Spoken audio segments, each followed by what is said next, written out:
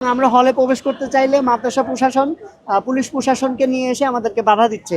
গতকালকে আমরা হলে প্রবেশ করতে চেয়েছি, আমাদের মেডিকেল মোড়ের ওখান দিয়ে আমাদের ব্যারিকেড দিয়ে বাধা দেওয়া হয়েছে। আজকে আমরা হলে প্রবেশ করতে চেয়েছি, আমাদেরকে আজকেও বাধা দেওয়া হয়েছে। আমরা যদি জানতে চাই কারণ কি, বলে কারণ উপর থেকে নির্দেশনা আসলেই তোমাদেরকে হলে থাকতে দেবো।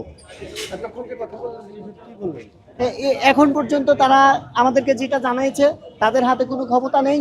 তারা উপর থেকে নির্দেশনা না আসা পর্যন্ত আমাদের হলে প্রবেশ করতে দিতে পারবে না। আর প্রশাসনে বলছে আমাদের হল আমরা কেন প্রবেশ করব না, তখন তার কোনো উত্তর নেই।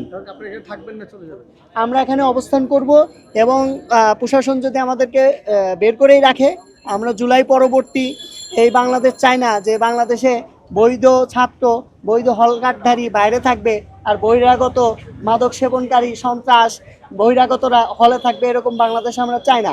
এরা যদি সরকার বা মাদ্রাসা প্রশাসন যদি কোনো পদক্ষেপ না নেয়, আমরা আগামী শনিবারে পুরো বাংলাদেশের সমস্ত ক্যাম্পাসকে একযোগে আমরা আন্দোলনে যাব।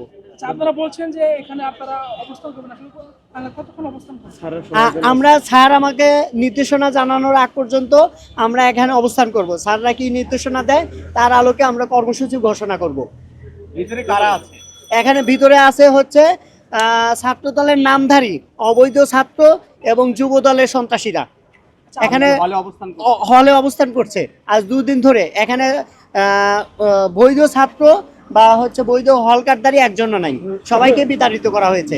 শুধু ছাত্র শিবিরকে না, সাধারণ যত শিক্ষার্থী আছে সবাই পথে পথে হাঁটছে, কেউই নাই এখানে। শুধু ছাত্র দলের আর হচ্ছে যুব দলের সন্ত্রাসীরাই এখানে অবস্থান করছে। ঘন ধান পুষ্প ভরা আমাদেরই বসুন্ধরা। স্যার, আমাদের খেলার মাঠের দেয়াল ভাঙতে এসেছে। এটা আমাদের খেলার মাঠ। আমরা তো এখানে দোকান বানাবো। কেমন দেয়াল? দেশের 1 নম্বর সিমেন্ট বসুন্ধরা সিমেন্টই তৈরি। দেশের 1 নম্বর সিমেন্ট বসুন্ধরা সিমেন্ট, প্রজন্মের বন্ধন।